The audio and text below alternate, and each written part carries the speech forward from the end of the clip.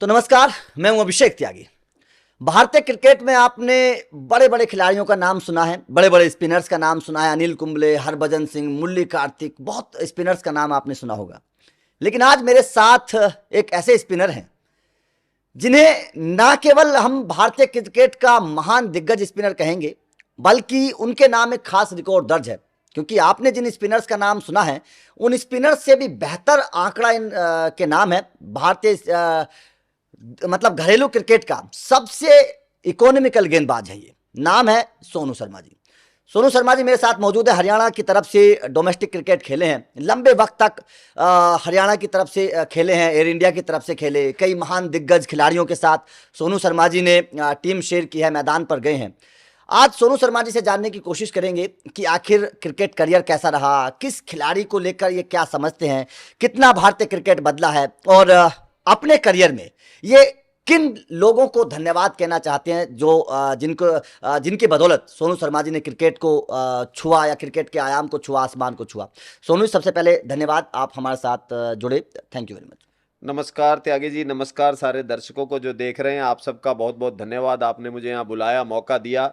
आप क्या बोलूं आपसे, तो अब साथ ही थे हम आपके अभी पीछे जी जी 1.5 महीने पहले, तो आज फिर मिल रहे हैं त्यागी जी। सोनू सर, देखिए, मैंने आपके बारे में बड़ा सुना, और भारत जब भी हम घरेलू क्रिकेट को देखते हैं तो हम अलग अलग नामों को सुनते हैं।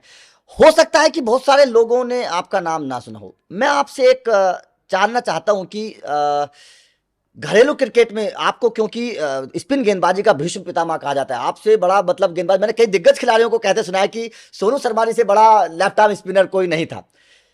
मतलब क्या चूक रह गई कि आप मतलब टीम इंडिया तक नहीं पहुंच पाए, या फिर उतना नाम नहीं हो पाया? देखो, बेसिकली जो ये टैग भी लगा हुआ है वो वनडे क्रिकेट का ज्यादा है मेरे पास, जो मेरा वनडे का उस वक्त वनडे क्रिकेट हाँ, था। वनडे क्रिकेट उस टाइम क्या था, 4 डे ज्यादा थी, वनडे नहीं थी। वनडे धीरे धीरे आ रही थी। हम्म तो मैं वनडे में मेरा बड़ा अच्छा रिकॉर्ड था। इकोनॉमी रेट मेरा जो है 3.39 का इकोनॉमी रेट है। हम्म तो वो चूक होती है। तो मैं हरियाणा से खेला, धन्यवाद अदा करूंगा। हरियाणा ने मुझे मौका दिया हम्म खेलने का। जो कुछ भी आज चीजें, स्टार्ट ही नहीं मिलता तो आगे कहाँ जाता। हम्म फिर मैं उस वक्त 4 डे क्रिकेट का थोड़ा ज्यादा बोलबाला था, तो मुझे लगा थोड़ी सपोर्टिव विकेटें मिलेंगी। तो हरियाणा से रिलीज होके मैं त्रिपुरा भी गया, वहां मुझे इंजरी हुई, हम्म मेरे नी में इंजरी हुई। तो वो मेरा एक बैकवर्ड पॉइंट था, हम्म जहां से मेरा कैरियर थोड़ा डाउन गया उस नी सर्जरी के बाद। हम्म वो मेरा एक लास्ट मैच में सर्विसेज के मैच के दौरान इंजरी हुई। होती रहती है प्लेयर्स को, बट कई चीजें थी, कई गलतियां करी रिकवरी के बाद, जो हम्म आज इस एज में आके लगता है कि क्या चीजें ठीक करनी चाहिए थी, क्या गलत करनी चाहिए थी। तो वही अब कोशिश करता हूँ कुछ यंगस्टर्स के साथ शेयर करूं कि भाई वो गलतियां जो मुझसे उस वक्त हुई, हम्म वो गलतियां, वो यंगस्टर जो सीढ़ी पे खड़ा है, जो आगे जाना चाहता है, वो गलती ना करे। कोई अगर पूछता है या किसी को मैं सलाह दे सकता हूं तो ये कोशिश करता हूं। ये जब आपको चोट लगी थी, कौन से साल की बात थी लगभग? 2004 या 5 के आसपास की बात होगी, 4-5 के बीच में। इंजरी सर्विसेज से मैच था हम्म अगरतला में। हम्म तो बैटिंग ऑर्डर में ऊपर गया, मैं रन ले रहा था, विकेट थोड़ा सा सॉफ्ट था साइड से। हम्म तो स्पाइक्स पहन के हम जो खेलते हैं, लोगों को, आम दर्शकों को बता दें, स्पाइक्स होते हैं हमारे, जो कील वाले जूते होते हैं, नीचे कील होते हैं, नेल्स कहते हैं उन्हें। हम्म तो वो मेरा पैर फंस गया उसमें, स्पाइक्स वो फंस गया और ऊपर से नी घूम गया। हम्म तो वो पूरा फिर सर्जरी मतलब करानी बड़ा पड़ी। मुश्किल होता है खिलाड़ी के लिए मैदान पर। हाँ, अगर वहां पे चोट ना लगती तो हो सकता है कि आप आईपीएल में किसी टीम के साथ आज होते। हो सकता है। देखिए, उस वक्त भी एज जो थी, अब मैं अराउंड 48 के आसपास हूँ, हम्म तो एज कैच कर रही थी, लेकिन वो चांस था। हम्म अगर मैं वनडे खेलता रहता तो उस टाइम क्या था, अगर आप फर्स्ट क्लास क्रिकेट खेल रहे हो या लिस्ट ए क्रिकेट खेल रहे हो, हम्म तो वो चांसेस अच्छी थे। बाकी मुझे बुलाया हम्म मेरे लेटर स्टेजेस के कैरियर में, हम्म किंग्स 11 ने मुझे बुलाया हम्म ट्रायल्स के लिए। हम्म मैं वहां रहा काफी दिन। हम्म तो लग ऐसे रहा था कि शायद साइन हो जाऊंगा। हम्म अब क्या कारण रहे मुझे नहीं पता। हम्म मोहाली में कैंप लगा हुआ था हम्म पीसीए में। हम्म तो काफी दिन तक मैंने वो कैंप अटेंड किया वहां पर। काफी दिन तक अटेंड किया। सबसे पहले देखिए, हम अपनी चर्चा को आगे बढ़ाएं सोनू जी, क्योंकि बहुत सारे सवाल आपसे पूछने हैं। कई सारे जहन में मेरे में भी सवाल हैं। आपके करियर के बारे में मैं थोड़ा सा जानना चाहता हूँ, किस तरीके से शुरू हुआ, कैसे आप, क्योंकि बहुत सारे लोगों को नहीं पता, गांव से, हरियाणा के छोटे से गांव से निकलकर आपने इतनी कामयाबी हासिल की है। करियर की शुरुआत कैसे हुई? कौन वो पहला आपको लगा कि हाँ अब मुझे करियर बनाना चाहिए, या फिर घर वालों को लगा कि हाँ मैं, हमारा बेटा जो है वो क्रिकेट में आगे जा सकता है? कैसे पहले कोच कौन थे, किस तरीके से आपका करियर आगे बढ़ा? देखो, सबसे पहले तो कैरियर क्या हुआ कि स्टेडियम हमारे नजदीक था घर के। हम्म तो वो मल्टीपर्पज स्टेडियम हुआ करते थे पहले, सबको पता, किस सब जगह? जगह। गुड़गांव के अंदर। गुड़गांव, हाँ। गुड़गांव में तो मैं सबसे पहला जो गेम मैंने स्टार्ट किया, हम्म। कुछ दिन बास्केटबॉल खेला। हम्म। तो बास्केटबॉल स्टार्ट किया, लेकिन मेरे फादर पुराने क्रिकेटर रहे हैं, क्रिकेट खेलते रहे हैं, स्टेट क्रिकेट नहीं, क्रिकेट के शौकीन रहे हैं, कॉलेज में खेलते रहे हैं। तो वो गुड़गांव क्रिकेट के साथ जुड़े हुए थे, इनकी टीम थी वेटरन्स की। तो ये लोग संडे को मैच खेलने जाया करते थे, तो मैं इनके साथ जाना शुरू हुआ। पिताजी मुझे लेके जाते थे, तो वहाँ धीरे धीरे बॉलें उठा के देता था, और एथलेटिक एबिलिटी बड़ी अच्छी थी। तो एथलेटिक एबिलिटी थी तो फील्डिंग के लिए मुझे बुला लिया करते थे। वो सारे 40 प्लस थे, तो वो कहते चल भाई छोटू फील्डिंग करो। तो फील्डिंग करते करते जो क्रिकेट कोच थे उस स्टेडियम के, किशोर कुमार शर्मा जी, वो भी वहीं पर थे। तो उन्हें मैं अच्छा लगा, तो फादर भी चाहते थे और मुझे भी शौक था, तो फादर ने उनसे इंट्रोड्यूस कराया और कोचिंग सेंटर में मुझे गुड़गांव में भर्ती कराया। वहाँ से मेरी क्रिकेट की शुरुआत हुई। वहां से क्रिकेट की शुरुआत, मतलब फील्डिंग करते करते आप भारत के सबसे बेहतर स्पिनर्स में से एक बन गए हैं। ये देखिए, ये भी एक अपने आप में बड़ी बात होती है कि कैसे खिलाड़ी का करियर कहाँ से शुरू हो जाए, कुछ कहा नहीं जा सकता। सोनू जी, आपने हरियाणा की तरफ से लंबे वक्त तक क्रिकेट खेला, कितने साल लगभग खेले होंगे? 10, क्या देखिए, अंडर 16 अंडर 19 खेला, 3-3 साल। वो क्रिकेट की शुरुआत जो होती है, बेसिक बच्चों के लिए भी जो जानना चाहते हैं हमारे दर्शक, अंडर 14 अंडर 16 अंडर 19, अब अंडर 23 भी आ चुकी है। उसके बाद रणजी ट्रॉफी होती है। तो हमारे वक्त में अंडर 23 नहीं थी, तो मैं अंडर 16 खेला हरियाणा के लिए। फिर मैं जोन खेला, नॉर्थ जोन की टीम बनती थी, हरियाणा, पंजाब, दिल्ली, हिमाचल, JNK, इनको बना के उस वक्त सर्विसेज सीनियर में बनती थी ऐड होके। तो अंडर 16 जोन, फिर इंडिया कैंप्स अटेंड करे, इतने टूर नहीं होते थे इंडियन टीम्स के उस वक्त जूनियर में। तो अंडर 19 में खेला हरियाणा से, फिर जोन खेला, फिर रेस्ट ऑफ इंडिया खेला अगेंस्ट साउथ अफ्रीका भी एक। तो वो वहाँ से क्रिकेट की शुरुआत हुई। फिर धीरे धीरे मेरी जूनियर परफॉर्मेंस को देख के हरियाणा क्रिकेट एसोसिएशन ने मुझे सीनियर में चांस दिया। रणजी ट्रॉफी डेब्यू भी मैं बड़ा लक्की था। मेरा जो रणजी ट्रॉफी लिस्ट है, दोनों डेब्यू गुड़गांव में ही हुए, स्टेडियम में, जहां मैंने अपनी क्रिकेट की शुरुआत करी थी। देखिए, ये अपने आप में एक बहुत बड़ी बात होती है कि जहाँ से आपने क्रिकेट की शुरुआत करी, जिस मैदान से अगर वहीं पर डेब्यू हो जाए तो एक ड्रीम पूरा हो जाता है। सोनू जी, देखिए, घरेलू क्रिकेट आपका बहुत बेहतर रहा है। जैसे कि हमने दर्शकों को बता रहे हैं, मतलब सबसे इकोनॉमिकल गेंदबाज हैं अगर भारत की हम बात करें। लिस्ट ए में, लिस्ट ए में सबसे वनडे इकोनॉमिकल में। गेंदबाज हैं, वनडे में खासतौर पे। आपको अगर मैं आपके करियर के बारे में पूछूं, क्योंकि बहुत सारे मैच आपके यादगार होंगे, बहुत सारे मैच आपके यादगार होंगे, सबसे यादगार मैच आपका कौन सा है? रोहतक में एक मैच खेल रहे थे, वो टाई हो गया था हमारा, ऑलमोस्ट दिल्ली के साथ मैच था। तो उसमें बड़ा जबरदस्त मैच मुझे याद आता है। वो वनडे क्रिकेट की बात कर रहा हूँ। वो मैच था, बड़ा अच्छा मैच हुआ। मुझे थोड़ा बहुत याद है, शायद 10 ओवर में 17 रन दिए थे या कैसे। शुरू में बॉल डाला, फिर लास्ट में स्लॉग में डाला। 4 डे में एक मैच मेरे दिमाग में रहता है, वो मैच हम हार गए थे, पंजाब के साथ था गुड़गांव में, लेकिन बड़ा जबरदस्त मैच हुआ था। उसमें मैं भूला नहीं हूँ, जो आज भारतीय टीम के बैटिंग कोच हैं विक्रम राठौर, उन्होंने बड़ी जबरदस्त बैटिंग करी थी उसमें। मैंने आउट जरूर किया था उन्हें। उसके बाद भूपिंदर सिंह जूनियर थे, खेलते थे, उन्होंने मैच जिताया था। वो कुछ मैच हैं मुझे जो रणजी ट्रॉफी में और वनडे में, लिस्ट ए में काफी मैचेस याद हैं। और डेब्यू मैच तो हमेशा ही आपको याद रहता है अपना, जो आपका डेब्यू होता है। और अगेंस्ट किस साइड के, उसमें मनोज प्रभाकर, दिल्ली के अगेंस्ट हमारा डेब्यू हुआ था। अजय शर्मा, रमन लांबा, तो अतुल वासन, तो बड़ी जबरदस्त थी जो उस वक्त टीम थी। तो मजा आया। और हमारी तरफ से अजय जडेजा, जो उस टाइम मोटिवेट करते थे, भाई उस आदमी को मैं याद करता हूँ, अभी तक मिलते हैं, जब भी याद करता हूँ। मैंने उनसे बड़ा हंसमुख और मोटिवेटर नहीं देखा। जो मोटिवेट प्लेयर को वो करते हैं, प्लेयर को डाउन नहीं लगने देते, प्लेयर को पुश करते हैं, भाई तुम्हारे में बहुत दम है, जबरदस्त। आपके कैप्टन थे?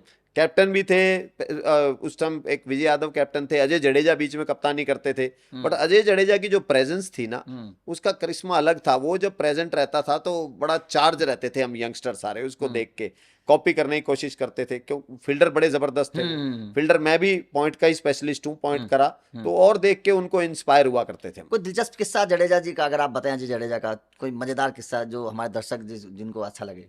बड़ा जबरदस्त किस्सा याद आता है मुझे। सर्विसेज के अगेंस्ट हम मैच खेल रहे थे, मैच फंसा हुआ था, तो मैं एज ए टैलेंडर बैटिंग कर रहा था लास्ट में। तो स्ट्राइक जरूरी थी जडेजा की, कि वो स्ट्राइक पे रहेंगे। दूसरे छोर पे थे, तो मैं दूसरे हाँ, छोर पे था, वो स्ट्राइक पे वो थे। तो मेरे पास आए और बीच में ब्रेक में ओवर के, तो बोले सोनू, अब जो भी डीप मिड ऑफ पे बॉल जाएगी, तो कोशिश करेंगे कि स्ट्राइक में अपने पास रखूं और 2-2 रन ले। तो अगर ऐसा हुआ, तो उन्होंने क्या, देखो उन बंदे का दिमाग, क्या दिमाग है। अब कई में ऐसा लगा 2 रन पूरे नहीं होंगे उनको, तो वो स्ट्राइक रखने के लिए वो बीच में से ही वापस भाग जाते थे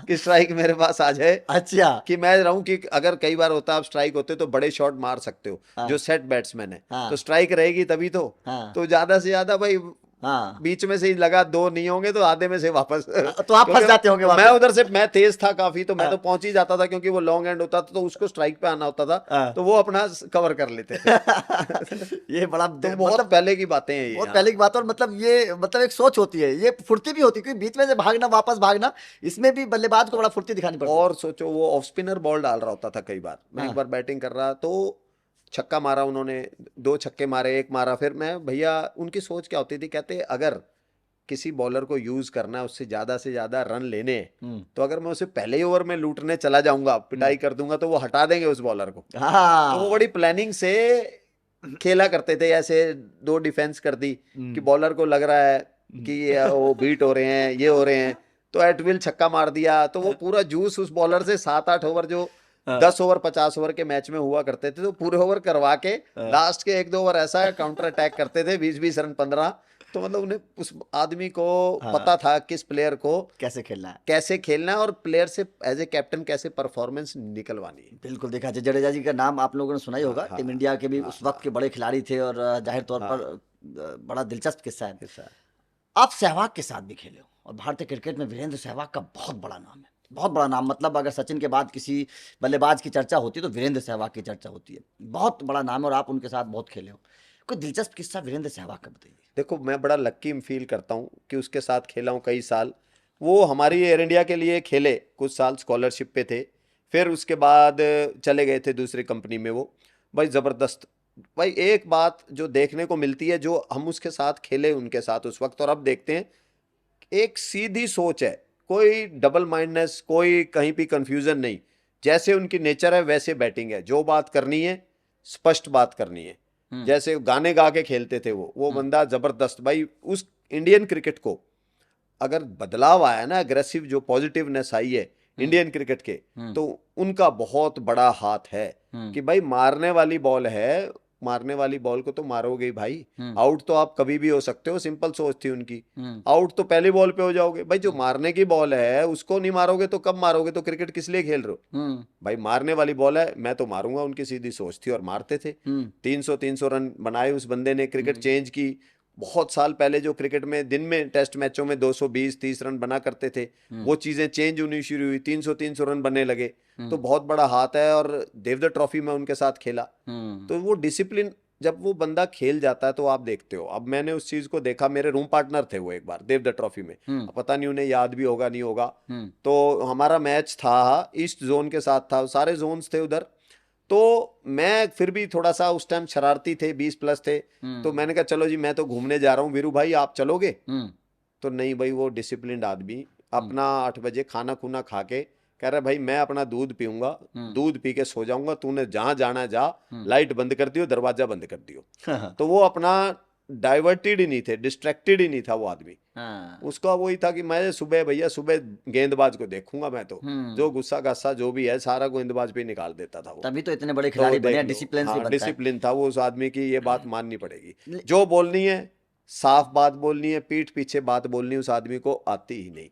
तो आप देखो, जैसी नेचर होती है वैसा ही गेम होता है, स्पष्ट है भैया, जैसी बॉल डालेगा वैसे ही मारूंगा मैं तेरे को, कट वाली डालेगा कट मार दूंगा, ड्राइव वाली डालेगा ड्राइव, मेरे पाले में डालेगा तो छक्का मार दूंगा सामने। तो सिंपल सोच थी उसकी। लेकिन दुनिया के भर के गेंदबाजों को छक्का मारा, आपकी पिटाई नहीं कर पाए कितनी बार? मतलब कैसे जब सामना होता था सहवाग से आपका, क्योंकि आप गेंदबाज थे, सहवाग बल्लेबाज थे, आप भी उस वक्त पीक पे थे, सहवाग भी पीक पर थे, कैसा सामना होता था, क्या सोच कर जाते थे सहवाग के सामने आप? देखो वैसे तो साथ खेला है, हाँ। कंपनी एक ही में हम खेले जब, तो हम लक्की थे। कुछ दिल्ली हरियाणा का मैच है, हाँ। जैसे उसमें अगेंस्ट खेले, और कुछ टूर्नामेंट्स में कई बार जैसे वो दूसरी कंपनी में जब चले गए थे वहां खेले। तो खुश में किस्मत ही कहूंगा, क्या पता तुक्का लग गया या क्या है कि वो आउट भी हुए एक आध बार। लेकिन सिंपल सोच के बॉल डालता था, मुझे पता था ये बंदा कोई फर्क नहीं पड़ता कैसी विकेट हो कैसी सिचुएशन हो, मारने वाला बॉल होगा ये चांस लेंगे। तो उसमें जब वो चांस लेंगे तो बॉलर का भी चांस बनता है विकेट लेने का। तो उसमें मैं लकी रहा, तो मैं लास्ट में ये सोचा, मैं कहा भाई ठीक है मैं अपनी बॉलिंग करूंगा, मैं विकेट लेने जाऊंगा, ज्यादा से ज्यादा क्या होगा छक्के मार देंगे, शाम को खाना थोड़ी खोस लेगा कोई, सही बात है। खाना तो मिलेगा ही शाम को। हाँ, सही तो बात वो वाली सोच होती थी भाई, घर जाके पिटाई होगी तो भी डिनर करना है, हाँ। नहीं पिटाई होगी तो भी, बट पॉजिटिव रहना है हाँ। कि तुम्हारा सोच ये होनी चाहिए। पॉजिटिव में फायदा भी हुआ, और इसका मुझे वनडे क्रिकेट में बड़ा फायदा मिला। हाँ। थोड़ा डेयरिंग के साथ मैं बॉल डालता था, थोड़ा चांस लेके, हाँ। कि थोड़ा बचने की इतनी नहीं करता था, कोशिश करता था नहीं मैं इसके अटैक करने ही जाऊंगा, हाँ। तो उसका फायदा भी मिला मुझे। सहवाग जैसे खिलाड़ी के सामने क्या सोच लेकर जाना चाहिए, क्योंकि ऐसे वनडे आज आज के दौर में भी ऐसे खिलाड़ी हैं, एक स्पिनर के लिए, क्योंकि स्पिनर्स के खिलाफ तो सहवाग बहुत खतरनाक हो जाते थे, क्या होनी चाहिए उसको रोकने के लिए सहवाग जैसे बल्लेबाज को? देखो अब क्रिकेट थोड़ी बदलाव हो गई है, विकेट बहुत ही अच्छे हो गए हैं, हम्म। और ये जो वाइट बॉल है, हम्म। ये बॉल फ्लाई करता है, हम्म। बैट पे लगता तो उड़ता ही है सीधा, हम्म। और बैट भी तगड़े तगड़े आ गए हैं अब। हम्म। तो थोड़ा सा अब स्मार्ट होना पड़ेगा आपको एज ए प्लेयर, आपको स्ट्रेंथ पता होनी चाहिए। अब तो वीडियोस आ गए, पहले नहीं तो आप वीडियोस देख लेते हैं प्लेयर एक दूसरे के, क्या इसके ज्यादा शॉट्स हैं, किस शॉट्स पे ज्यादा आउट होता है, तो वीरू जैसा प्लेयर है वो तो चांस लेगा आपको। तो आपको अपनी एज ए स्पिनर अपनी पेस वेरी करनी पड़ेगी, आपको according to the strength of the batsman डालनी पड़ेगी, कि क्या वो बैट्समैन स्वीप ज्यादा मारता है तो उसे स्वीप वाला बॉल नहीं देना, कोई कट ज्यादा मारता है तो उसे कट नहीं देना। तो ये अपने कोचेज के साथ, और मेंटली टफ स्पिनर अगर मेंटली टफ नहीं होगा, मार भी पड़ेगी, स्पिनर्स को मार भी बहुत पड़ती है, तो भाई जैसे मार खा खा के ही प्लेयर पकता है। तो जो कंसिस्टेंसी से बॉल डालेगा, जिसमें कंसिस्टेंसी निरंतरता होगी जिस स्पिनर में, आगे वो स्पिनर आगे जाएगा। तो उसके अलावा जो स्पिनर बचने की सोचेगा, थोड़ा घबराएगा, नहीं भाई उसके लिए नहीं। आज की क्रिकेट दिलेर होनी पड़ेगी, आपको स्पिनर को दिलेर होना पड़ेगा। आज के दौर में अगर मैं आपसे पूछूं किस खिलाड़ी को आप आउट करना चाहते हैं या गेंदबाजी करना चाहते हैं, कौन एक नाम? देखो एक नाम जो अभी इस टूर्नामेंट में हमने आईपीएल में देखा, हाँ। ट्रेविस हेड, अभिषेक शर्मा, हाँ। जिस हिसाब से बैटिंग कर रहे थे हमारे भारतीय बल्लेबाज, सूर्य कुमार यादव, आज की इस क्रिकेट में अगर सबसे डिफिकल्ट बल्लेबाज कोई जो मुझे लगता है जिसको डालना बॉल बड़ा मुश्किल है, अगर वो अपनी लय में होगा, वो सूर्य कुमार यादव। उसके पास 360 शॉट है, आप क्या करोगे? आप एज ए स्पिनर देखो, स्वीप भी मारता है वो आदमी, कवर्स के ऊपर भी मारता है, सामने भी मारता है, वो लय में होगा तो आप फंस जाओगे। तो he is a very dangerous player. AB de Villiers जो अब चले गए हैं उस टाइप के। मतलब आज के दौर में आप अगर मतलब आपके हिसाब से सूर्य कुमार यादव सबसे खतरनाक प्लेयर है? मेरे को वन ऑफ द डेंजरस लगता है as a spinner. As a spinner को बड़ा तंग करता है वो, मतलब आउट भी होता है लेकिन वो जब लय में होता है बड़ा मुश्किल है। रोहित शर्मा वो लय में है तो भाई फास्ट बॉलर की खैर नहीं, छोटी बॉल पुल का हुक का तो मास्टर है वो बंदा। कोहली की क्लास अलग है। कोहली रिस्क ओरिएंटेड, वो है, जबरदस्त बैटिंग करेगा, वो बंदे के ड्राइव भी हैं, सामने भी हैं। जैसे ये थोड़े फ्लैम्बॉयंट प्लेयर हैं, वो बड़ा टेक्निकली अलग ही प्लेयर है। तो मन करता है, कोहली को मैंने बॉल डाला है, कोहली भी खेला है, कोहली को भी के साथ भी खेले हैं हम अगेंस्ट कंपनी, 1-2 मैचेस में मुझे मौका मिला है। उस टाइम तो स्टार्ट था उनका। मुझे पता चला आपने रोहित शर्मा को बॉलिंग की है। रोहित शर्मा को हमारा कंपनी का मैच था, उन्हें याद होगा नहीं होगा, तो मैंने प्लानिंग से आउट करा था उन्हें। वो स्वीप मारने के शौकीन थे स्पिनर को, तो उनको स्लो बॉल डाला। जे अरुण कुमार हमारे कैप्टन थे उस वक्त हमारी एयर इंडिया टीम के। कब की बात होगी? लगभग काफी साल हो गए। मुंबई में मेरे ख्याल पब्लिक सेक्टर का मैच था या क्या था, तो हो गए 10 से ऊपर ही होंगे। तो जे अरुण कुमार जो अभी यूएसए टीम के कोच हुआ करते थे, नेशनल टीम के, अभी मुंबई इंडियन के साथ बैटिंग कोच थे, वो हमारे कप्तान हुआ करते थे। तो उनसे बात करके उनको भी याद होगा, जे अरुण कुमार, जैक कहते हैं उन्हें, कि भाई जैक मैं इसको ऐसे आउट करूंगा, आप प्लान करके, मैं बॉल पहुंचाऊंगा नहीं और ये स्वीप मारने जाएगा। तो वो हंसते, हम बड़े हंसे थे उस बात का, मुझे याद है वो। बट बड़े लकी हैं हम, ऐसे बंदों को आउट करने को मिला, बॉल डालने को मिली। उसी लीग में शामिल होने की इच्छा थी। अब करोड़ों भारतीयों की खिलाड़ियों की होती है, कुछ कारण होते हैं नहीं हो पाते, बट मैं फिर भी प्रभु का धन्यवाद अदा करना चाहूंगा कि हमें स्पोर्ट्समैन बनाया।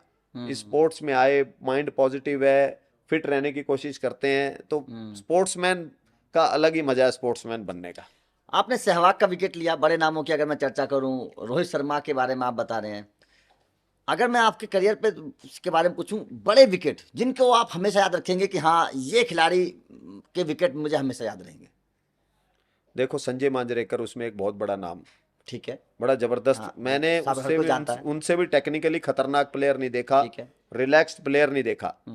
मुझे याद है एक मैच फंस गया था हमारा, वो उस वक्त इंडियन एयरलाइंस एयर इंडिया अलग अलग थी, तो हम इंडियन एयरलाइन से खेलते थे, वो एयर इंडिया से खेलते थे। एक बुच्ची बाबू मेरे ख्याल टूर्नामेंट था या कौन सा था, उस टूर्नामेंट में या केएससी है, मुझे थोड़ा सा काफ़ी साल हो गए, तो वो उधर से खेल रहे थे। हमने स्कोर बनाया पहली इनिंग में हमारी टीम ने, तो हमें लगा, उसके बाद जो पिटाई शुरू करी संजय मांजरेकर ने हमारी, कट तो ऐसे मारते थे आप 3 आदमी भी खड़े कर लो उसके बीच में से निकाल देते थे।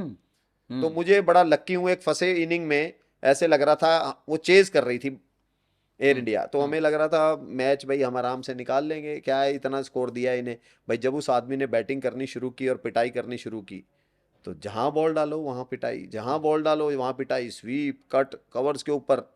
तो भाई प्लान, भाई इस आदमी को कैसे आउट करें, कैसे आउट करें। तो बड़ा लक्की था मैं कि ऑफ स्टंप के बाहर वही प्लानिंग करके थोड़ा करा कोशिश, और वो ट्रिक काम कर गई। मैंने उन्हें आउट करा 2 बार, तो वो शायद पहली इनिंग में भी करा था, वो याद नहीं, दूसरी में करा था, वहां से हम मैच जीते।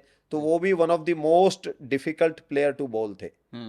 वो जबरदस्त, मैंने एक बैट्समैन देखे अपनी लाइफ में, वो विक्रम राठौर मुझे कभी कभी तंग करते थे। वीरेंद्र सहवाग तो थे ही डेंजरस, विक्रम राठौर भी एक ऐसे बैट्समैन थे जो और लंबा खेलना चाहिए था उन्हें टेस्ट क्रिकेट, जो बैटिंग कोच थे वो भी बड़े खतरनाक प्लेयर थे, स्पिनर्स के पैरों का इस्तेमाल करना आता था उन्हें। विनोद कांबली को लेकर मैं एक सवाल करना चाहूंगा, उसके बाद में आगे बढ़ेंगे क्योंकि मेरे दिमाग में वो सवाल लगातार चल रहा है। विनोद कांबली के बारे में कहा जाता है, मैं जब भी आपके बारे में सुनता हूं आपके करीबियों से, वो यही बोलते हैं कि भारत में केवल एक ही बल्लेबाज हुआ है जिसने आपकी गेंदों का सही से सामना किया, विनोद कांबली। थोड़ा सा दिलचस्प कोई किस्सा हो तो बताइए विनोद कांबली। टूर्नामेंट का मैच था, मुझे याद है, छेड़ते रहते थे मुझे। एक और बैट्समैन था जिसने एक मैच में तंग करा, वो होते हैं 1002 में से प्लेयर, और सतीश था एक तमिलनाडु का, वो भी जबरदस्त था। उसने भी एक हम जीता हुआ मैच हमारे हाथ से ले गया था मेरी पिटाई करके वो। तो विनोद कांबली भी एक बार पीछे पड़ा हमारे, वो ग्राउंड भी थोड़ा छोटा था, लेकिन फिर भी अब ये तो मैं एक्सक्यूज दे रहा हूँ भाई, पिटाई तो पिटाई है। सही बात है। विनोद कांबली जी हार्लेम ट्रॉफी खेल रहे थे हम, तो उसमें एयर इंडिया खेल रही थी, उस मैच में मेरे पीछे पड़े थे, मेरे ख्याल 3 छक्के कुछ मार दिए थे उन्होंने। तो बड़े हैरान थे सारे, अब कि भाई मेरे को लगाया कि ये मैच होगा, ऐसे करके वो मैच उन्होंने हाथ से छीना। तो वो भी एक अच्छा एक्सपीरियंस हुआ एज ए प्लेयर। कई बार आपको झटके भी लगते हैं जो आपकी आंखें खोलते हैं। तो कई बार आप बड़े अच्छे फ्लो में चल रहे होते हैं ना, आपको लग रहा था अरे मैं तो जबरदस्त बॉल डाल रहा हूँ, ये है मेरे पास, ये है, वो छक्के लगे तो आंखें खुली थोड़ी सी कि भाई अगर कोई लेफ्ट हैंडर ऐसे पीछे पड़ जाए, विकेट में कुछ भी नहीं है, तो कहाँ बॉल डालोगे भाई, क्या करना है। तो थोड़ा फिर प्लानिंग शुरू करी, थोड़ा मैंने कट खिलाने की, उन्हीं को नहीं लेफ्ट हैंडर्स को, और थोड़ा कहाँ बॉल डालना है। कई बार लेफ्ट हैंडर थे, तो वो भी एक अच्छा एक्सपीरियंस था कि उन मैचों से भी आपको सीखने को मिलता है कि कई लेफ्ट हैंडर आपके पीछे, as a left arm spinner कई बार आपको परचेज नहीं मिलता, तो लेफ्ट हैंडर आपके पीछे बैट्समैन पड़ जाता है। विनोद कांबले के साथ आप खेले हैं और भारतीय क्रिकेट का बड़ा मतलब अच्छे बल्लेबाजों के तौर पर उनको माना भी जाता है, हालांकि ज़्यादा लंबा करियर रहा नहीं। क्या कहेंगे विनोद कांबले के बारे में, कैसे बल्लेबाज थे, क्योंकि आपने तो उनको बड़ी करीब से देखा है। करीब से तो नहीं कहूंगा, अगेंस्ट ही खेले हैं। हाँ। और एक बार वो जोन में थे, वेस्ट जोन में थे, जब हम उधर थे तब खेले देखे, इतना तो नहीं खेलने का मौका, सीनियर थे, जबरदस्त प्लेयर थे। जिस हिसाब से वो प्लेयर थे, रन बनाए टेस्ट क्रिकेट में, डबल हंड्रेड्स करे उन्होंने, बिल्कुल। जिस हिसाब जो जोड़ी मानी जाती थी सर सचिन तेंदुलकर और काम्बली जी की, उस टाइप के, और खेलना चाहिए था उन्हें, और लंबा खेलते ना देश को और सर्व कर सकते थे, और लंबा देश का बड़ा फायदा होता और लंबी क्रिकेट खेलते तो ऐसे ही है कि बहुत कुछ मिलता है, सीखने को मिलता है प्लेयरों से, देखने को। But he was one of the dangerous players, deadly player थे वो भी। आप इंग्लैंड से भी खेले 7 साल, इंग्लैंड में, सॉरी इंग्लैंड में खेले, कुछ क्लब क्रिकेट खेला मैं इंग्लैंड में। एंजॉय करा मैंने उस क्रिकेट को, बड़ी डिफरेंट क्रिकेट थी मेरे लिए, वेदर अलग, विकेट अलग, और वहाँ बॉल की क्वालिटी बड़ी अच्छी होती है। वो भी आपसे पूछूंगा, बॉल की क्वालिटी के बारे में भी बड़ी दिलचस्प आपने बात बताई है, बॉल की क्वालिटी को लेकर। भारत छोड़कर इंग्लैंड जाकर क्या सीखा, कितना फर्क था दोनों देशों में, कि अगर यहाँ की मैं माहौल की उस वक्त की बात करूँ, इंग्लैंड के माहौल की बात करूँ, क्या फर्क था, क्या सीखने को मिला वहाँ जाकर, फिर क्या बदलाव आया वहाँ से। आप में पेशेंस सीखने को मिली। अब जैसे हम थोड़े बिगड़े बच्चे होते हैं भारत में, मम्मी ये दे दो, वो दे दो, भाई खाना पानी का ग्लास तक नहीं कई बार उठाते हम, शर्ती जब एज ए स्पोर्ट्समैन थक के आए होते हैं, बेचारी माँ हमारी, सब स्पोर्ट्समैन जितने हैं उनकी माँ ही भाई कमा, सल्यूट है माँओं को। तो वहाँ जाके अकेले रहना था।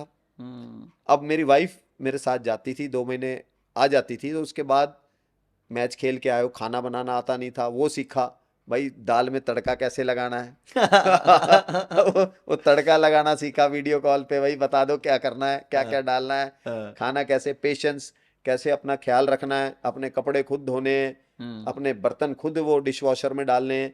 तो ये चीजें मिली, सेल्फ ओरिएंटेशन आई, सेल्फ डिपेंडेंट जो होता है वो स्ट्रांग हुई। क्रिकेट में कितना फर्क है? क्रिकेट में बहुत जबरदस्त फर्क आया। मैं वनडे क्रिकेट ज्यादा खेलता था, हम्म, तो 4 डे वहां पर क्या रूल था, आपको क्लब क्रिकेट में पॉइंट्स जब मिलते थे जब ऑल आउट करते हो आप दूसरी टीम को।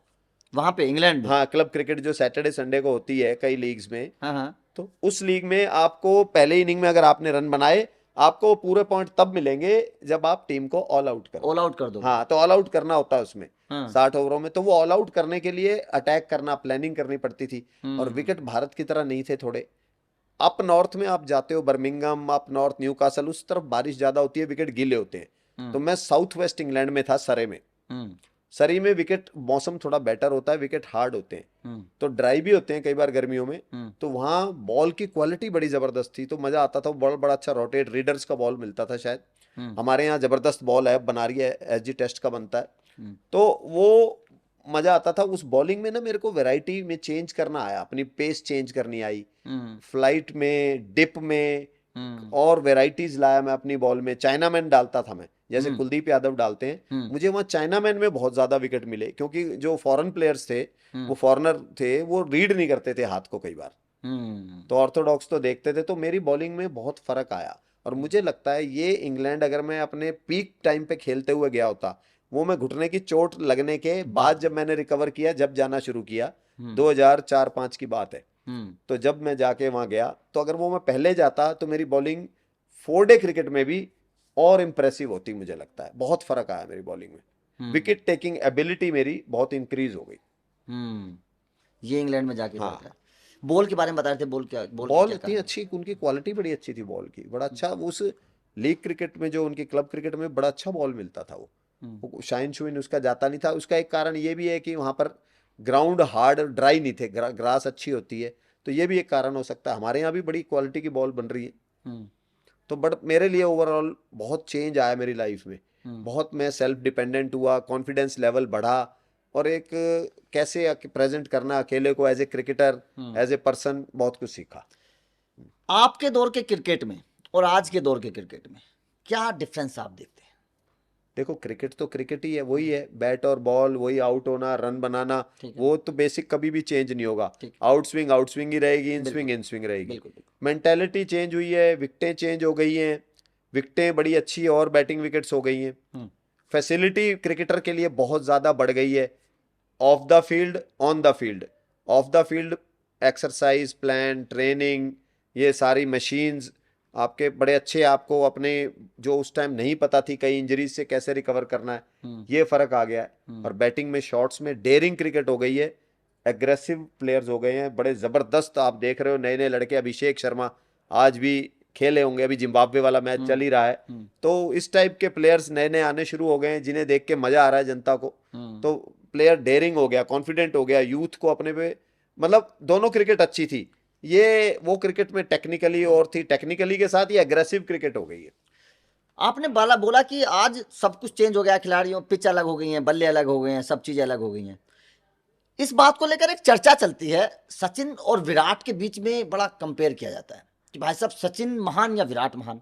सचिन उस दौर में खेले जब आपका दौर था, पिच उतनी अच्छी नहीं थी, बल्ले उतने अच्छे नहीं थे, मैदान उतने अच्छे नहीं होते थे। विराट आज के दौर में खेल रहे हैं, पिच बहुत अच्छी हैं, ग्राउंड्स अच्छे हैं, बल्ले भी बहुत अच्छी क्वालिटी के आने लगे हैं। देखो, आप अगर कंपेयर, आपसे मैं पूछूं कंपेयर करके दोनों को लेके क्या बोलेंगे? नहीं, पहले तो ये कहूंगा पिचें पहले भी अच्छी थी, हाँ। खराब नहीं थी। जैसे अब आप देखते हो गाड़ियों के नए मॉडल आते हैं ना, उसमें रिफाइनमेंट आती चली जाती है, नए मॉडल में बहुत सारी चीजें फायदे अलग होती हैं, ऐड हो जाती हैं। हाँ। तो वो होता चला गया है, ग्राउंडों में फैसिलिटी बढ़ती चली गई है। हाँ। ये तो थैंक्स मैं करूंगा हमारे बीसीसीआई का, जो रिचेस्ट बॉडी और जो क्या फैसिलिटी प्रोवाइड कर रही है। आज जो हम वर्ल्ड कप जीते हैं, उसमें प्लेयरों के साथ साथ बीसीसीआई का बहुत बड़ा हाथ है, जो इंफ्रास्ट्रक्चर खड़ा किया है, हर स्टेट एसोसिएशन को सपोर्ट दी है, जबरदस्त ग्राउंड, जबरदस्त विकेटें, जबरदस्त फाइनेंशियली भी बच्चों को मैच फीस बड़ी अच्छी मिल रही है। तो ये चीजें, विराट और सचिन जो आप कह रहे हो, मैं उसी पे आ रहा हूँ। इसके बाद फैसिलिटी के, भाई दोनों अपने अपने टाइम के किंग हैं। वो उसका मुकाबला नहीं हो सकता। कंपैरिजन तो कभी भी नहीं हो सकता, और ना ही एज ए क्रिकेटर ना एज ए पर्सन हमें कंपैरिजन करना चाहिए। नहीं, जैसे उस दौर में विराट सचिन ने बड़े खतरनाक खतरनाक गेंदबाजों को खेला, सचिन शेन वॉर्न, यही मुरलीधरन, आज शायद मुझे नहीं लगता दिखाई आपने देंगे, ग्लेन मैकग्रा, बड़ी बात करी गिलेस्पी, उस टाइम पे। ग्राथ, हम्म, ठीक बड़े है, बड़े गेंदबाज हुए। आपका शेन वॉर्न, मुरलीधरन, हम्म, तो वकार कविंदा यूनुस, वकार, वसीम अकरम, बिल्कुल सही। ये अपने हर टीम के पास लेजेंड्स थे। हम्म, मैकडरमोट, तो ये तो भाई क्लास है। सचिन जी सर तो सर ही है, और सर उस तो दौर में सर खेलते हुए 100 रहेंगे, शतक लगाना। सर रहेंगे। जैसे सचिन सर रहेंगे, गवास्कर सर रहेंगे। गवास्कर सर याद करो, उस टाइम हेलमेट भी नहीं होते थे। हाँ, जब वो वेस्ट इंडीज के बॉलरों को फेवर करते थे, वो दिलेरी भी देखो। तो हर एक की अपने अपने टाइम पीरियड में जो जो हर एक का टाइम एरा आया है, उसके ये ग्रेट हैं, और भारतीय क्रिकेट के ग्रेट हैं, वर्ल्ड क्रिकेट के ग्रेट हैं। तो मैं कंपैरिजन नहीं, मैं तो बहुत छोटा सा, मेरी कोई इनके आगे वो नहीं है स्टैंड कि मैं इनकी इतनी बात भी कर सकूं। बट मेरे लिए ये तीनों राजा हैं, देश का नाम किया है वर्ल्ड क्रिकेट में, और तीनों का अपना डिफरेंट स्टाइल है। तो मैं कंपैरिजन नहीं कर सकता इनका। सल्यूट तीनों को है। आप और साथ में रोहित शर्मा भी एक हमारा चौथा लेजेंड है, जिसको हम नहीं भूलेंगे। ये चार हैं, राहुल द्रविड़ हैं, वीवीएस लक्ष्मण हैं, जो स्टाइलिश प्लेयर थे। वीरेंद्र सहवाग तो हैं ही हैं, सचिन, वीरेंद्र सहवाग, सुनील गावस्कर सर, लेजेंड्स की कमी नहीं है हमारे पास। अपने अपने एरा के सारे लेजेंड्स हैं। तो कंपैरिजन मेरे को लगता नहीं हमें करना चाहिए। मैं आपसे अब टीम इंडिया पर आना चाहूंगा। टीम इंडिया वर्ल्ड कप जीत गई है, जाहिर तौर पर हर कोई खुशी मना रहा है, क्योंकि बड़े लंबे वक्त से इंतजार था टीम इंडिया को वर्ल्ड कप का। वर्ल्ड कप जीत चुके हैं। अब वर्ल्ड कप जीतने के बाद टीम इंडिया में बदलाव होगा कोच के तौर पर, गौतम गंभीर आ रहे हैं। देखो गौतम अभी ऑफिशियल अनाउंसमेंट हाँ कोई नहीं हुई है, ये अभी न्यूज़पेपर के हिसाब से क्यास लगाए जा रहे हैं। लेकिन अगर गंभीर आते हैं, अगर क्या जो भी कोच नए आते हैं, गौतम भाई आते हैं या ये द्राविड़ जी थे, वो तो खैर वो डिस्कशन का पॉइंट ही नहीं है अभी कि कौन कोच आते हैं, वो तो बीसीसीआई नहीं, डिसाइड मेरा करेगी। सवाल सीधा सा ये है कि अगर गंभीर आते हैं, गौतम गंभीर टीम इंडिया के कोच बनते हैं, कैसा लगता है? क्या गंभीर आपको लगते हैं कि बेहतर कोच के तौर पर साबित होंगे? देखिए मैं बड़ा लकी हूं, मैं गौतम भाई के साथ खेला हूं देवधर ट्रॉफी में, मेरे साथ खेले हैं वो। जबरदस्त प्लेयर, जबरदस्त मेंटली स्ट्रांग प्लेयर, जज्बा जबरदस्त। वो बंदे ऐसे हैं, वो कहीं का कहीं टीम को ले जा सकते हैं। आपके सामने कलकत्ता नाइट राइडर है, उनको बुलाया गया कि कोचिंग करो, और टीम का रूप ही बदल दिया। देखो कॉन्फिडेंस देने की बात होती है, उसका सबसे बड़ा एग्जांपल सुनील नारायण, 7 नंबर का बैट्समैन, क्या से क्या बना दिया टीम को, कहां से कहां ले गया। किसने पिक किया उसको? उन्हें उस पर विश्वास था, क्योंकि पहले जब वो थे उस टीम के साथ, इन्होंने ही पहले उसको ओपन कराई थी। हाँ बिल्कुल, सुनील नारायण को वहां भी उसने करा था, बट कंसिस्टेंसी नहीं थी, तो चेंज हो गए थे। इस बार भरोसा करा उस पर कि सुनील जी जाओ, हमें आप पे भरोसा है, आप कर सकते हो। तो ये चीज हमारे, अगर ये आते हैं कोच बन के, तो फिर भारतीय प्लेयर्स के लिए कितनी बढ़िया होगी, जबरदस्त। इससे बड़ा क्या, सारे फॉर्मेट खेले हुए हैं। हाँ बिल्कुल सही बात है भाई, सारे फॉर्मेट खेले हैं सारे। तो देखो अब जैसे हम ये न्यूज़पेपर में क्यास जो पढ़ रहे हैं कि गौतम जी का नाम चल रहा है, तो मैं उस हिसाब से कह रहा हूँ। अब बाकी तो बीसीसीआई डिसाइड करेंगी, जो भी इंटरव्यू होंगे किसको कोच लेते हैं। लेकिन एज ए पर्सन अगर ये आते हैं, हम वो डिसाइड अगर अकॉर्डिंग टू न्यूज़पेपर, तो जबरदस्त आदमी है, जबरदस्त है, गुड और जबरदस्त। और क्या चाहिए, पूरा इन्हें नॉलेज है गेम का, और सच्चे आदमी, फर्स्ट क्लास, जो सोच लेते हैं वो करते हैं, ठान लेते हैं मन में। तो वो बहुत जबरदस्त कॉन्फिडेंस है इनके पास, जबरदस्त नॉलेज है, जबरदस्त मोटिवेटर हैं। तो if he comes as a coach to Indian team, will be a great coach, मेरा सोचना है। कोच के साथ साथ कप्तान की भी बदली होगी T20 में, क्योंकि रोहित शर्मा चले गए। हाँ, तो वो देखिए अब एज ए कैप्टन आपको क्या लगता है, जो अभी जो कई सारे नाम चल रहे हैं, जैसे कि लोग, कुछ ऐसा कहना है कि हार्दिक पांड्या को बना दो कप्तान, कुछ का कहना है शुभमन गिल जैसे अभी जिम्बाब्वे के दौरे पर हैं, कुछ बोल रहे हैं ऋषभ पंत को बना दीजिए। आपका क्या मानना है, टीम इंडिया में T20 के लिहाज से कौन कैप्टन बनना चाहिए आपके हिसाब से? देखिए पहले तो एग्जाम्पल सेट होना चाहिए। जैसे जो कैप्टन हो, खुद ही इतना जबरदस्त प्लेयर हो, उसने एग्जाम्पल सेट कर रखा हो, वो खिलाड़ी कैप्टन बनना चाहिए। तो बाकी जो भी कोच बनेंगे भारतीय टीम के, मैनेजमेंट होगी, वो डिस्कशन होगा, सेलेक्टर्स पे है, जो सेलेक्टर्स होंगे। आपको क्या लगता है कौन होना चाहिए, किसके अंदर कैपेबिलिटी है कि इसको टीम इंडिया का T20 का कैप्टन बनना चाहिए? देखो टीम अगर वेल बैलेंस्ड है ना तो कप्तानी के रूप में देखो अभी तो आप देखिए तो इनमें जो सीनियर मोस्ट हैं जो अभी लग रहे हैं मुझे, जैसे रविंद्र जडेजा जी ने भी रिटायरमेंट ले ली है, आपके रोहित शर्मा जी ने भी रिटायरमेंट ले ली है, तो आपके पास कैंडिडेट हैं 2020 के, सूर्य कुमार यादव हैं, हार्दिक पांड्या हैं, तो दोनों एक्सपीरियंस्ड आदमी हैं, दोनों फ्लैम्बॉयंट क्रिकेटर हैं, ऑलराउंडर्स हैं, तो इन दोनों का बड़ा अच्छा चांस है कप्तान उप कप्तान इन दोनों में से बनने का किसी का। कैप्टन कौन, सूर्या या हार्दिक? देखो मैं थोड़ा सा हाँ मेरा जो पलड़ा भारी है हाँ, एज ए सूर्या को मैं मतलब ज्यादा आप ज्यादा लगता है। देखता हूँ हाँ सूर्या एज ए बैट्समैन। हाँ ये चर्चा चल भी रही है। अभी एक प्लेयर और है जो मैं बताऊं आपको, जो आपने नाम नहीं लिया है, बताइए। वो तीसरा लाइन में है और वो मोस्टली विकेट कीपर्स कैप्टन होते हैं, ऋषभ पंत। ऋषभ पंत, हाँ मैंने बोला था Rishabh Pant. Rishabh Pant can be also a good captain candidate, क्योंकि दिल्ली को उन्होंने बड़ा स्मूथ चलाया है और कैप्टनशिप का बोझ कितना उठाया as a captain, as a performer भी, दिल्ली के लिए कप्तानी भी करी, टीम को भी आगे लगे और परफॉर्म भी करा। हाँ। तो वो भी एक कैंडिडेट है, क्योंकि कीपर जो होता है उसका बर्ड्स आई व्यू होता है एक तरह का, जो कीपर पीछे देखता है सारे गेम को, उसका कंसंट्रेशन भी वहीं रहता है, बड़ा आराम से देखता है, तो ये भी एक कैंडिडेट हो सकते हैं। ये 3 कैंडिडेट आपको दिख सकते हैं। 3 कैंडिडेट में से एक होता है। चलिए देखिए, भविष्यवाणी हो गई है टीम इंडिया के कैप्टन को लेकर। बहुत कम लोग जानते होंगे कि सोनू सर जो है ना, क्रिकेट के साथ साथ सिलेक्शन कमेटी में भी रहे हैं। दिल्ली में दिल्ली महिला टीम के सेलेक्टर रहे हैं Sonu sir.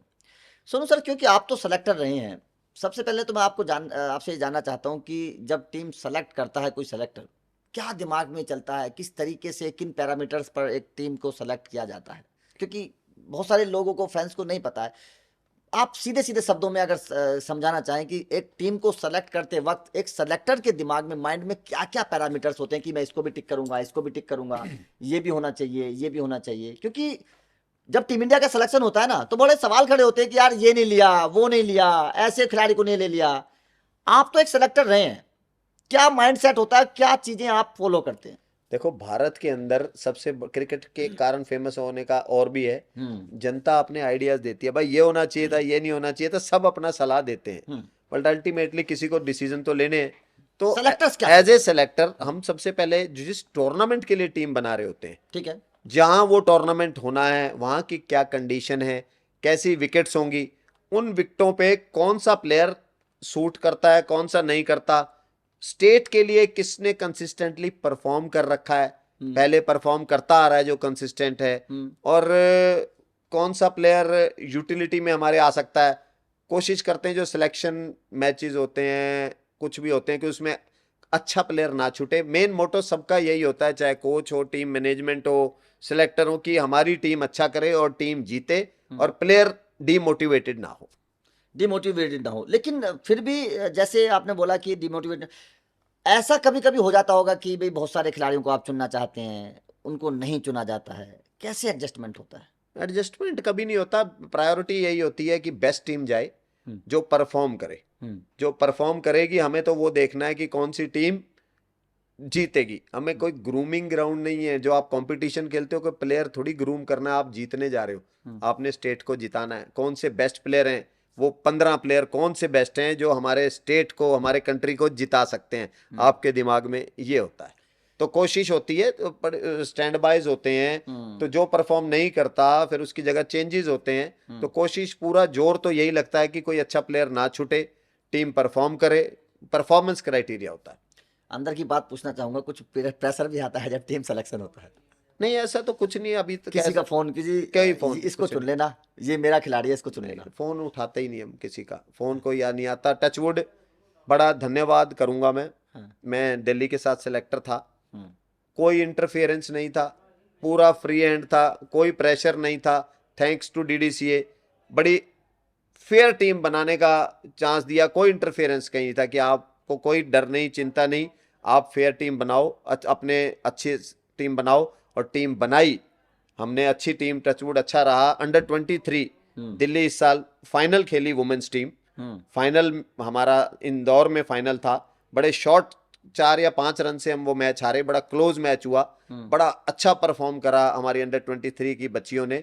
Senior team semifinal खेली, तो बड़ा अच्छा परफॉर्म करा। तो और अंडर 15 हमारी टीम फाइनल खेली, तो बड़ा अच्छा करा परफॉर्म टीम ने, तो बड़ा अच्छा रहा। मैं तो ये सवाल आपसे इसलिए पूछा था क्योंकि आरोप लगते रहे नेशनल सेलेक्टर्स पर कि भैया आपने अपने पसंद का खिलाड़ी चुन लिया, आपने तो ऐसा मतलब ये होना चाहिए था, इसको क्यों चुन लिया।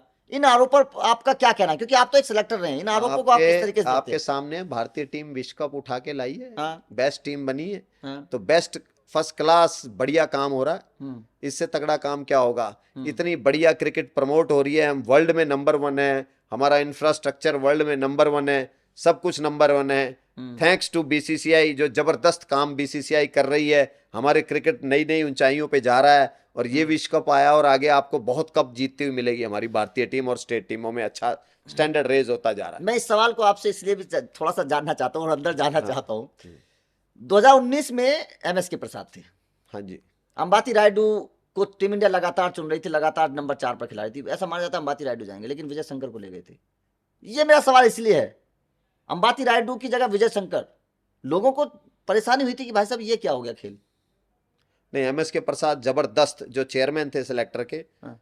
बहुत बढ़िया नॉलेजेबल आदमी, बहुत जबरदस्त उन्होंने टीम बनाई, सब कुछ बहुत बढ़िया काम किया। जो भी सिलेक्टर्स पिछले थे, वो तो देखो सबकी रहेगी, हर एक को आपको खुश नहीं कर सकते, कहीं ना कहीं कोई कहता रहेगा इसको सिलेक्ट करना था उसे, बट उन सिचुएशंस को, current situation, current wicket, current conditions, इन सब को सिलेक्टरों को देखना पड़ता है, तो वो अपना बेस्ट करने की कोशिश करते हैं।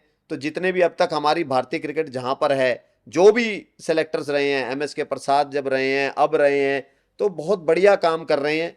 मैं उसमें नहीं जाना चाहूंगा, कुछ भी नहीं, बिल्कुल ठीक है, वो हमेशा रहेगा, हर एक को आप नहीं खुश कर सकते, बट जबरदस्त काम भारतीय क्रिकेट में हो रहा है। एज ए कोचेस जबरदस्त काम कर रहे हैं, सेलेक्टर जबरदस्त काम कर रहे हैं, एडमिनिस्ट्रेशन जबरदस्त काम कर रही है, हमारी बीसीसीआई के अंडर क्रिकेट ग्रो कर रही है, तो आई एम वेरी हैप्पी।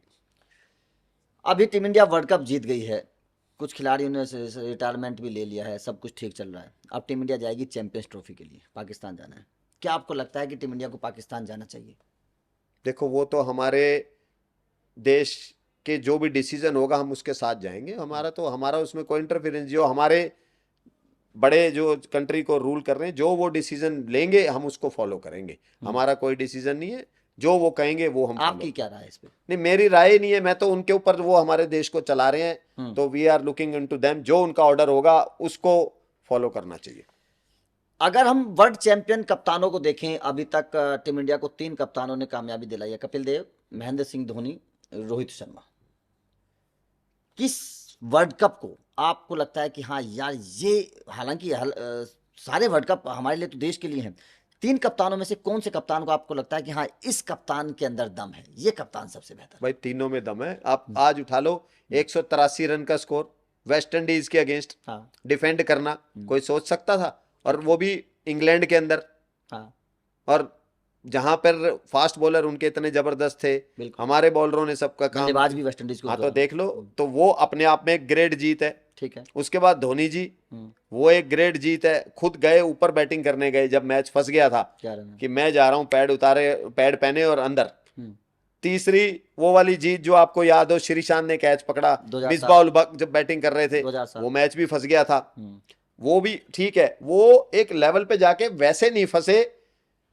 ये जो मैच वर्ल्ड कप का आपका हुआ है ना, अगर सच बोलूं एज ए प्रैक्टिकल, एक बार तो दिल बाहर आ गया था जब क्लासन, 24 ये वाला जब क्लासन बैटिंग कर रहे थे ना, तो भाई एक बार तो एज ए क्रिकेटर प्रैक्टिकली, अगर आप भी मानोगे मेरी बात, सब क्लासन को आप देख चुके थे आईपीएल में, आपने देखा था, क्लासन का प्रशासन चलता था भाई, ठीक है, ऐसे लग रहा था ये मैच गया। जिस हिसाब से आप रन देखो, कुछ रन नहीं रह गए थे, ये ऐसे लग रहा था एक ओवर पहले, लेकिन एक दौरान ऐसा था 30 गेंद में 30 रन थे। इसीलिए मैं ग्रेटनेस कहूंगा हमारी इस इंडियन टीम की, जबरदस्त। हम भी एक बार एज ए क्रिकेटर लग गया था, हाय मैच गया हाथ से, कि जैसे क्रासन खेल रहा था, ये तो ले गया भाई मैच। और वहां से देखो इन्होंने हिम्मत नहीं छोड़ी, अपने पे भरोसा रखा, और जो विकेट पांड्या ने फिर वो जो निकाला ना क्लासन का, और उसके बाद जो फिर गेंदबाजी करी है बुमराह ने, और उसके बाद अपने में नाम हार्दिक पांड्या, बुमराह, और एक ओवर और अर्शदीप, क्या बॉलिंग करी है लड़कों ने, क्या लग रहा था 2020 में इतने रन ऐसे सील कर दिया उनको, जबरदस्त जबरदस्त। और बुमराह भाई वाह, वी आर वेरी लक्की कि हमारे पास बुमराह है। ऐसा मैंने विश्व में गेंदबाजी सेरा में देखा नहीं है। क्या ग्रेटनेस, तीनों फॉर्मेट का राजा है वो। 2020 वनडे टेस्ट मैच कहीं डलवा लो, कौन सी व्हाइट रेड बॉल, भाई जबरदस्त। Very lucky to have Bumrah in Indian team. सारी इंडियन टीम ग्रेट है, बस बुमराह लेकिन डिफरेंट ही है। तो ये वर्ल्ड कप आप देखो, हार के मुंह से जबड़ों से खींच के लाए हैं इस वर्ल्ड कप को, ये तो है। खींच के, बिल्कुल बिल्कुल। तो तो ये मुश्किल सिचुएशन भाई जबरदस्त। कई सारे मैच, पाकिस्तान वाले मैच हाँ को देख लो 15 आप, ओवर तक ऐसा लगा था पाकिस्तान वाला जीत मैच जाएगी। कोई कह सकता था। इंग्लैंड वाला मैच हाँ भी उसी देख लो तरीके से आपके था। सामने है सारे। और फाइनल भी उसी तीनों तो मैच, बड़े और बुमराह ने जिताई तीनों और मैच। भाई बूम सारी टीम का है सारा एफर्ट, वो एक special man of the match player हो जाता है एक्स्ट्रा। लेकिन भाई इस टीम का मनोबल देखो ना आप, कि अपना कॉन्फिडेंस नीचे नहीं लगने दिया इन्होंने किसी भी टाइम पे, किसी भी उस पे सिचुएशन में। हार में से मैच खींच खींच के लाए हैं, फाइट करके मैच जीते हैं।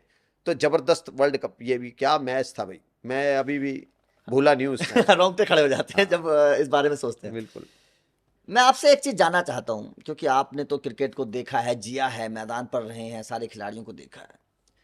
क्या लगता है आपको कि कोई ऐसा खिलाड़ी जिसे टीम इंडिया का कैप्टन बनना चाहिए था लेकिन उसको बनाया नहीं गया?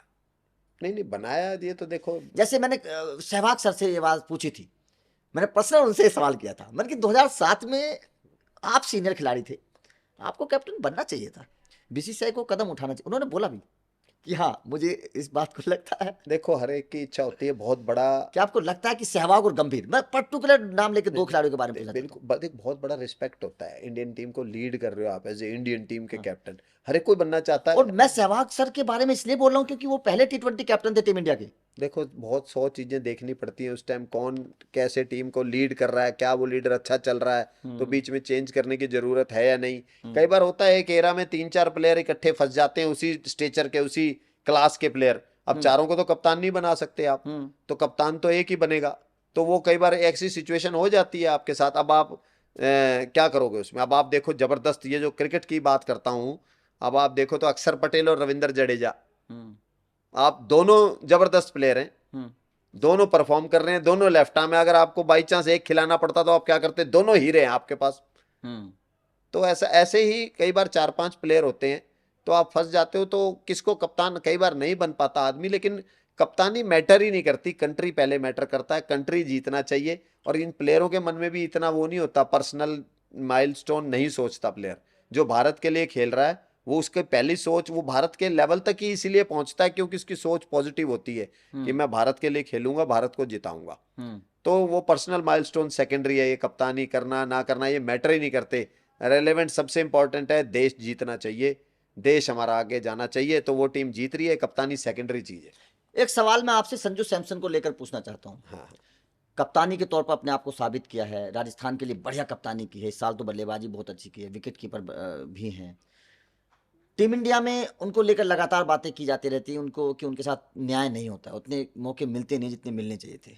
आपको क्या लगता है संजू सैमसन को लेकर खास तौर पे? नहीं, मौके देखो ऐसा होता है, कई प्लेयर हैं, इतने बड़े प्लेयर आगे परफॉर्म कर रहे हैं, तो जो मौके मिले आगे मिलेंगे और भी मिलेंगे।